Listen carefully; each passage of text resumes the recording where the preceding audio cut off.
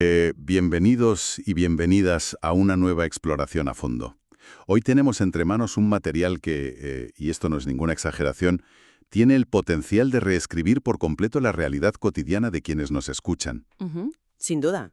Vamos a realizar una inmersión profunda en una clase magistral súper reveladora, que fue impartida el 24 de febrero de 2026 por un experto en cábala profética. Exacto. Una clase fascinante. Y bueno, la misión de este análisis de hoy es desentrañar una premisa que es absolutamente rompedora. Esta enseñanza plantea que la trifecta de lo que pensamos, lo que escuchamos y lo que decimos no se limita a reflejar nuestra realidad, sino que de manera literal... La fabrica. La construye desde cero. Eso es. La fabrica. Las palabras no describen el mundo, lo construyen. Y es un auténtico placer estar aquí para esta inmersión. Creo que es fundamental establecer desde el minuto uno que no nos vamos a quedar flotando únicamente en el ámbito del misticismo o la filosofía abstracta. Claro. No es solo teoría inalcanzable. Para nada. Lo que hace que esta clase magistral sea tan extraordinaria es cómo logra tender un puente entre esa sabiduría milenaria de la cábala y conceptos sumamente modernos y tangibles. Hablamos de neurociencia, hablamos de la liberación de cortisol en el cerebro y, sorprendentemente, de las decisiones financieras que tomamos todos los días. Es brutal. La invitación hoy es a observar esta enseñanza de manera analítica, casi como si estuviéramos estudiando el código de programación del lenguaje humano. Es que esto... Descubrí una tecnología milenaria que llevamos instalada de serie en nuestro cerebro. Y aquí es donde lanzamos el gran gancho para nuestra audiencia, esa pregunta que flota constantemente en el aire. Esa gran frustración que sienten muchos. Exactamente. ¿Por qué a pesar de estudiar incansablemente, de devorar libros de desarrollo personal, de hacer cursos y de esforzarse al máximo, hay tantas personas que sienten que su vida profesional, sus relaciones o su economía están completamente bloqueadas? Y la respuesta es sorprendente. Esta clase sugiere que la respuesta, esa especie de llave maestra, podría estar escondida a simple vista en la forma en que se estructuran las frases más rutinarias y cotidianas. Vale, vamos a desgranar esto. Venga. Lo primero que hace esta enseñanza es coger la idea tradicional que tenemos de la creación y darle la vuelta por completo. Siempre solemos imaginar a una figura arquitectónica construyendo el universo con las manos. Como si fuera un artesano, claro. Pues se acude al libro del Génesis y se rescata aquel famoso pasaje de «Y dijo Dios, sea la luz». Nos plantea que la creación no fue un acto manual, sino un principio de diseño basado exclusivamente en el sonido y la voz. Esa es, sin duda, la piedra angular de todo el entramado que vamos a analizar hoy. En la tradición cabalística profunda, a este concepto de manifestación verbal se le denomina dibur. Dibur. Y hay que entender que el dibur no es simplemente emitir sonidos al viento para comunicarnos. Se define como la capacidad de generar una vibración estructurada que altera el mundo físico. O sea, no es solo hablar por hablar. Para nada. Para explicar esto, la clase nos detalla la conexión entre diferentes esferas, conocidas como sefirot, dentro del árbol de la vida. Específicamente pone el foco en la sefira de Hod. Hod, que sería la verbalización, ¿verdad? Exacto. Hod representa la verbalización y la estructura mental de nuestro discurso. Y la clase nos muestra cómo esta tiene una conexión directa, un cableado ineludible con Malhut, que es la fisicalidad, el reino material y tangible donde habitamos. ¡Qué interesante! Básicamente, cuando alguien habla, está tecleando una orden directa en la terminal de Hod y dándole la tecla de intro para que se ejecute en Malhut. Pero fíjate que aquí la clase lanza una advertencia que desmonta por completo esa moda del pensamiento positivo superficial que vemos tanto últimamente en redes. Uy, totalmente. El positivismo vacío. Se aborda el tremendo problema de la disonancia cognitiva. Nos viene a decir que repetir mantras súper positivos frente al espejo cada mañana no sirve absolutamente de nada si por dentro hay un conflicto tremendo. Si no hay alineación, no funciona. El mundo espiritual, según esta perspectiva, no atiende a decretos vacíos, atiende pura y exclusivamente a lo que llaman coherencia. Es que la coherencia entre el plano interno y la declaración externa es un requisito innegociable. Y la fuente ilustra este punto con un ejemplo muy de andar por casa, pero tremendamente revelador sobre las finanzas. A ver, cuéntanos ese ejemplo. Nos plantea el escenario de una persona que decide hacer una donación económica, una ofrenda o tzedaká, con la esperanza de activar la abundancia en su vida. En el plano físico, en Malhut, la persona realiza la transferencia o entrega el dinero. Hasta ahí todo bien. Pero ¿qué pasa si internamente el campo vibratorio de esa persona está dominado por el pánico a quedarse a cero, por la escasez y la duda? Claro, el miedo por dentro. Pues que el universo va a responder a esa escasez, porque interpreta que la verdadera fe reside en el gesto interno, no en el teatro externo.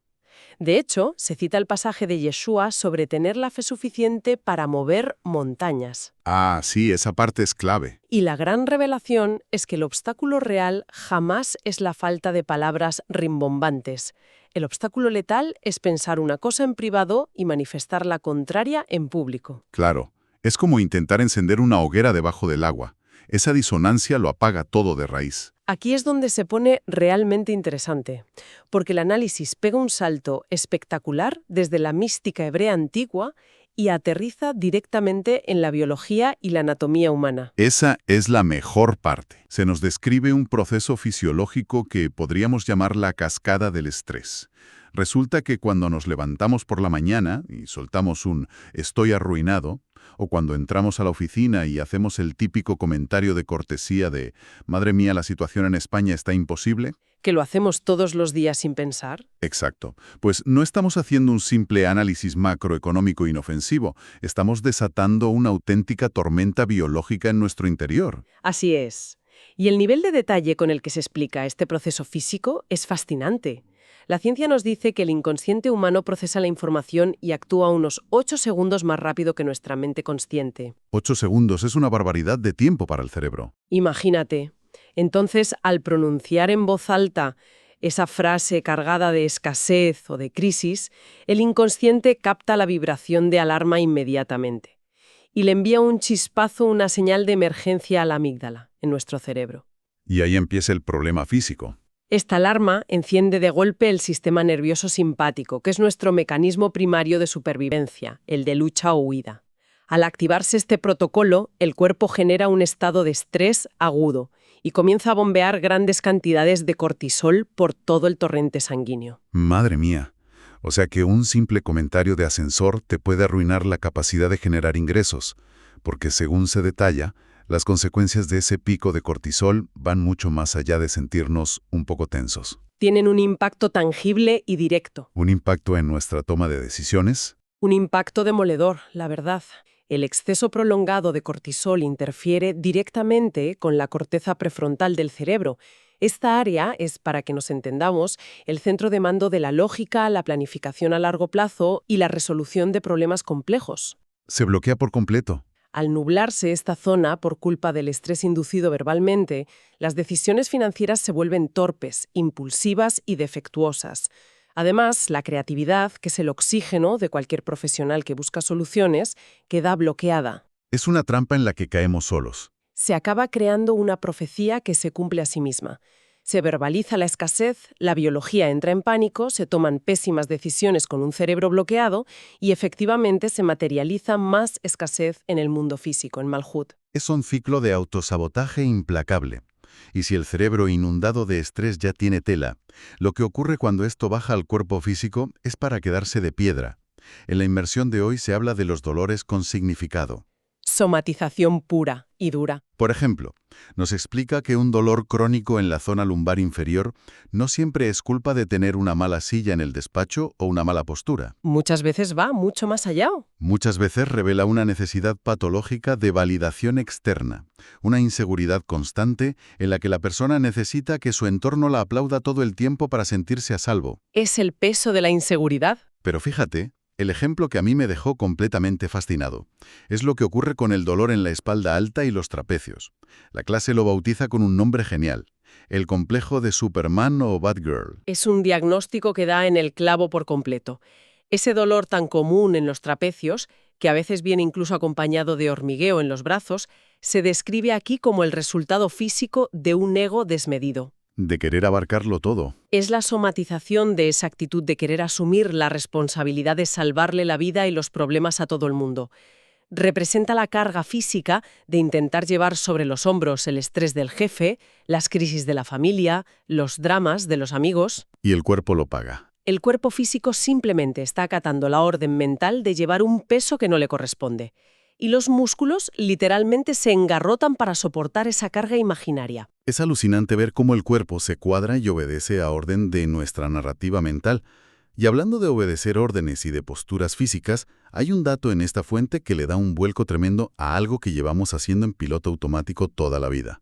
Ah, ya sé por dónde vas. Me refiero al mito de la mano derecha. Pensemos en esto. Desde siempre, en las ceremonias, en los tribunales, en tomas de posesión de cargos, se nos ha enseñado que para jurar o prometer algo con solemnidad hay que levantar la mano derecha. O ponerla sobre una constitución. O sobre un texto sagrado. A ver, nos está diciendo el texto que neuroanatómicamente hablando llevamos cientos de años autoboicoteando nuestra capacidad de abrirnos a algo más allá de la pura lógica. Pliega para desmentir esa tradición de la mano derecha. El cuerpo humano tiene una conexión cruzada en su sistema nervioso. El lado derecho controla el izquierdo y viceversa. La mano derecha está controlada y responde a las órdenes del hemisferio izquierdo del cerebro. Y si traducimos esto al mapa cabalístico, el hemisferio izquierdo está directamente asociado con Vina. ¿Y qué representa Vina exactamente? Vina es la esfera que rige la lógica pura, el cálculo analítico, la razón estricta y, en cierto modo, el juicio severo. O sea que, al hacer un juramento solemne con la mano derecha, ¿nos estamos atando voluntariamente al razonamiento más frío y cuadriculado? Nos encerramos en la pura lógica. Estamos creando un techo de cristal que impide que entre la esperanza o lo que algunos llamarían milagros, porque todo va a tener que pasar por el filtro de la lógica más aplastante. Efectivamente, es un bloqueo autoimpuesto. La instrucción correcta, si seguimos esta sabiduría milenaria, debería ser utilizar siempre la mano izquierda colocada sobre el corazón. ¡Qué cambio de paradigma! ¿Y cuál es la razón? Que la mano izquierda está conectada con el hemisferio derecho del cerebro. Este hemisferio se asocia con Jokma, Jokma, la sabiduría. que es la esfera de la sabiduría profunda, de la percepción espiritual, la intuición y la apertura a lo divino. Es la postura que nos permite albergar esperanza y abrir la mente a realidades y soluciones que van mucho más allá de una simple hoja de cálculo racional. Y si las manos son herramientas poderosas, los oídos parece que son la aduana principal de nuestra mente. La clase hace muchísimo énfasis en un concepto hebreo vital, el Shema. Fundamental este concepto. Tradicionalmente lo traducimos de forma simple como escucha, pero la clase nos aclara que el Shema no es simplemente el acto mecánico de percibir ondas sonoras rebotando en el tímpano. Es permitir activamente que eso que escuchamos configure y altere la arquitectura misma de nuestra mente. Ese matiz cambia las reglas del juego. Escuchar, bajo este prisma, es un acto profundo de programación mental. Por eso, el documento nos lanza una advertencia muy severa sobre el peligro extremo de exponernos de forma pasiva a entornos tóxicos. Como ver telediario sin filtro. Pensemos en ese hábito de consumir compulsivamente noticias saturadas de catástrofes y crisis, o en la costumbre de participar en los típicos cotilleos de pasillo en la oficina, o simplemente en convivir a diario con personas cuya única narrativa vital es la queja continua. Todo eso entra por los oídos y reescribe nuestro código interno. Un segundo, vamos a frenar aquí.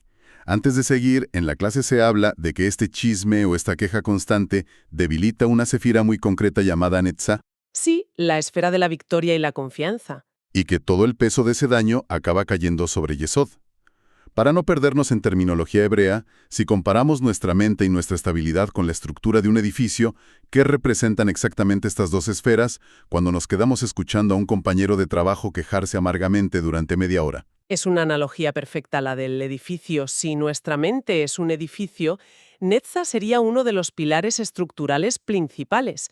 Representa la confianza en uno mismo, la resistencia y la perseverancia. Nuestro aguante diario. Cuando permitimos que ese virus del chisme o la queja entre por nuestros oídos, lo que estamos haciendo es inyectar ácido corrosivo directamente en ese pilar de la confianza. Y el pilar empieza a ceder. Y claro, si el pilar de Netzah se agrieta y cede, todo el peso de la estructura mental colapsa y cae de golpe sobre los cimientos, que en este caso sería Yesod, la base emocional de nuestra personalidad.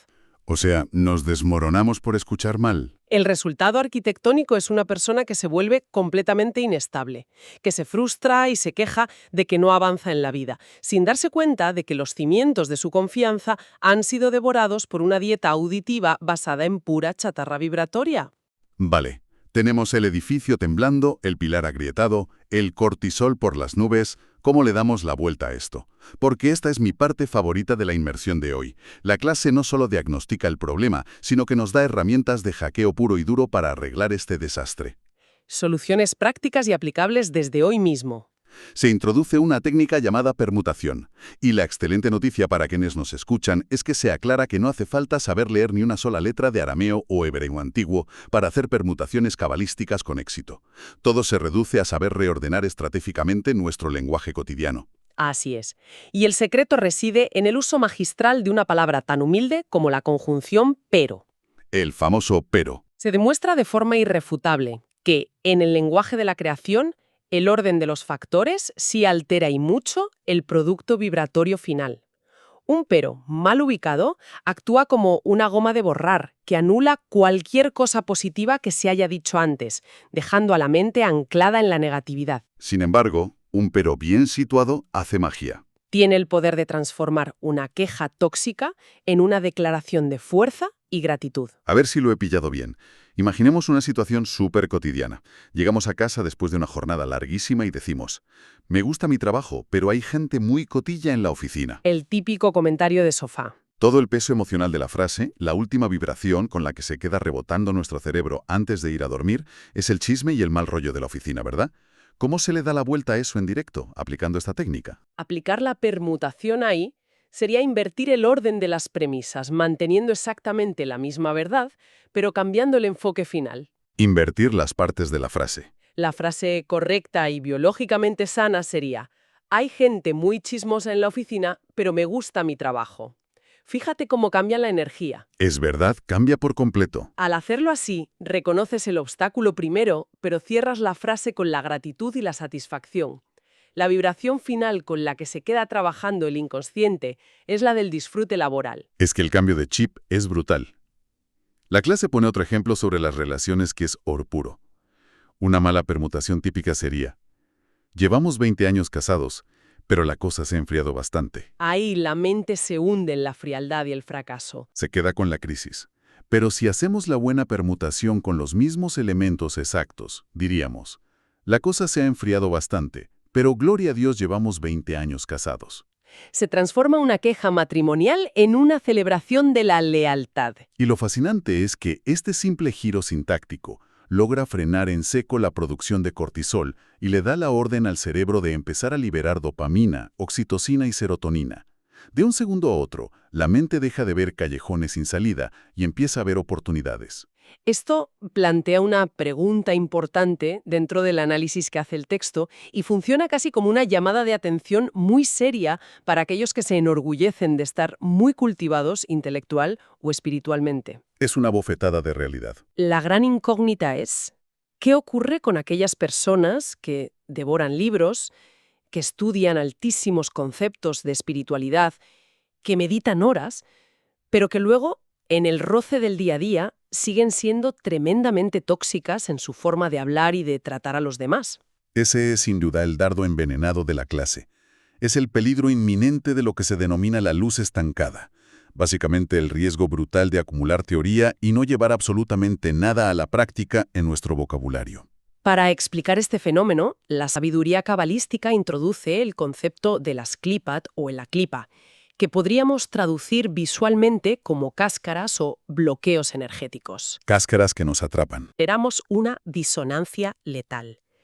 Las entidades de fragmentación toman toda esa inmensa luz acumulada y al ver que no fluye hacia buenas acciones, la envuelven en estas gruesas cáscaras. Se vuelve en nuestra contra. El conocimiento, en lugar de ser una bendición que ilumine, se petrifica y se convierte en un bloque de hormigón que nos impide avanzar. Si me permites una analogía más moderna, es exactamente igual que cuando te pasas semanas descargando actualizaciones de software masivas en el ordenador o en el móvil. Pero nunca le das al botón de instalar. Exacto. Al final, toda esa información acumulada y no procesada satura la memoria del dispositivo hasta que el sistema operativo colapsa por completo. La analogía del dispositivo es perfecta. El conocimiento se vuelve radioactivo si no se usa para transformar el carácter. Y la clase lista unos síntomas muy claros de cuando alguien sufre este colapso por exceso de información estancada. Sí, son síntomas muy reveladores. El primero es una profunda e inexplicable frustración espiritual. Esa sensación agobiante de saberse toda la teoría de memoria, pero sentir que la vida real no avanza ni un milímetro. Pero hay un síntoma que me pareció alucinante y muy sutil: la culpa inconsciente. Es un fenómeno psicológico tremendo, derivado de lo que en este estudio se conoce como la ruptura de las vasijas. Shevirat Hakelim. Se describe a personas que, fruto de esta disonancia entre lo que saben y cómo hablan realmente, desarrollan una culpa silenciosa que les hace sabotearse. Son personas que rechazan de forma automática los elogios, que se sienten incómodas si les hacen un regalo caro o que arruinan buenas oportunidades laborales. Se boicotean sin saber por qué. ¿Por qué lo hacen? Porque su vasija interna está rota.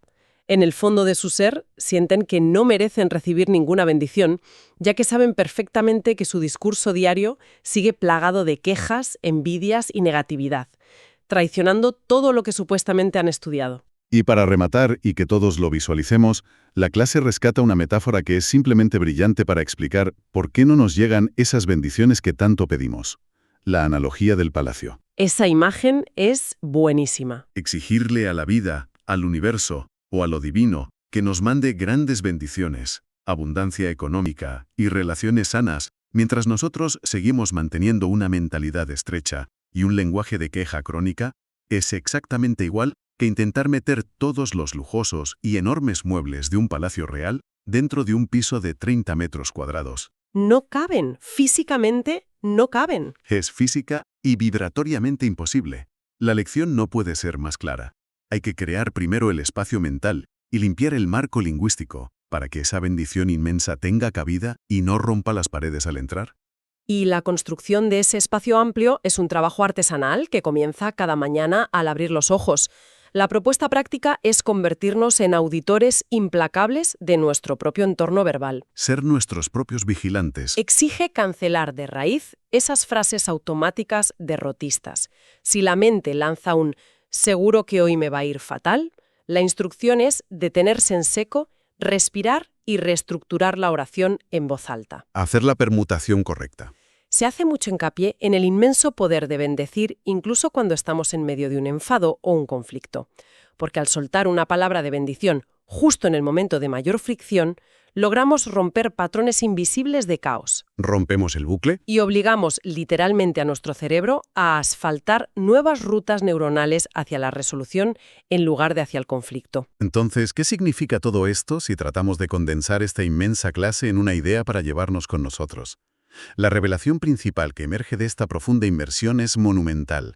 Nos está diciendo a la cara que nuestra mente, y por extensión directa la forma en que usamos nuestro vocabulario, es con muchísima diferencia el mayor activo financiero, el mayor activo relacional y el mayor activo de salud que poseemos. Es nuestro patrimonio más valioso. Hablar, elegir palabras, estructurar frases, no es simplemente un mecanismo para describir el clima que hace en nuestro entorno. Hablar es tener la mano en el termostato para controlar y cambiar ese clima.